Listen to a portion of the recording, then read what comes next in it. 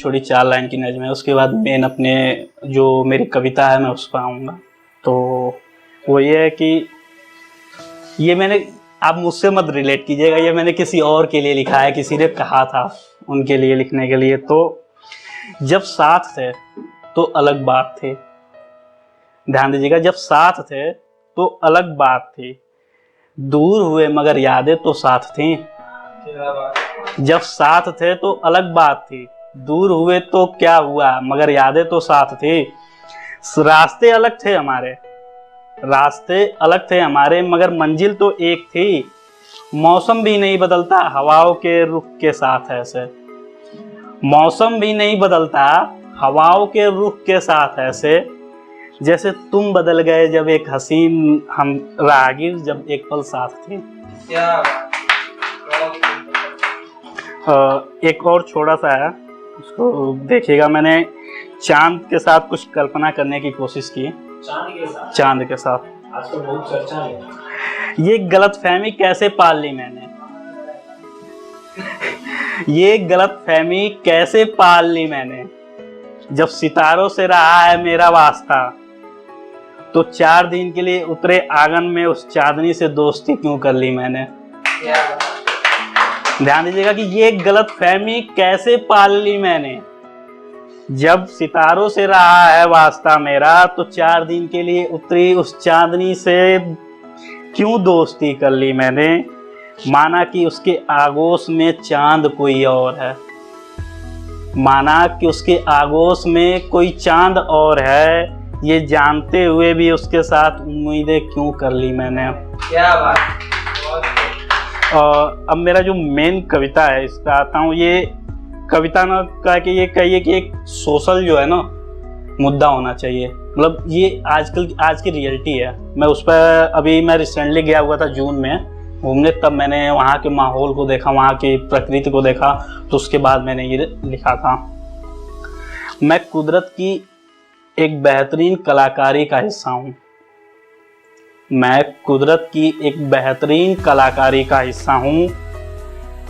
बाकी इंसान और जीवों से ज़्यादा धरती पर मेरा हिस्सा है, बाकी इंसान और जीवों से ज़्यादा धरती पर मेरी हिस्सेदारी है।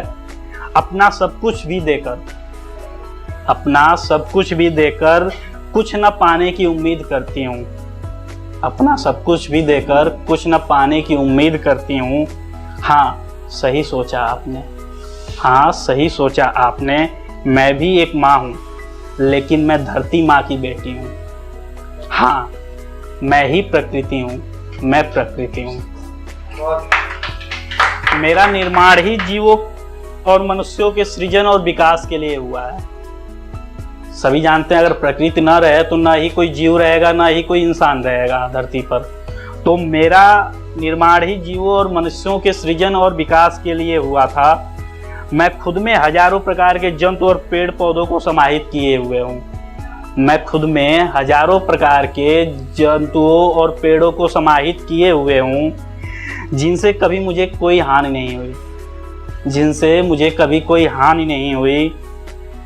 मैं हिमालय की चोटी से शुरू हुई हूँ, मैं हिमालय की चोटी से शुरू हुई हूँ और धरातल पर हरियाली का रूप लिया, धरातल पर हरियाली का रूप लिया। सब कुछ ठीक था, सब कुछ ठीक था, लेकिन एक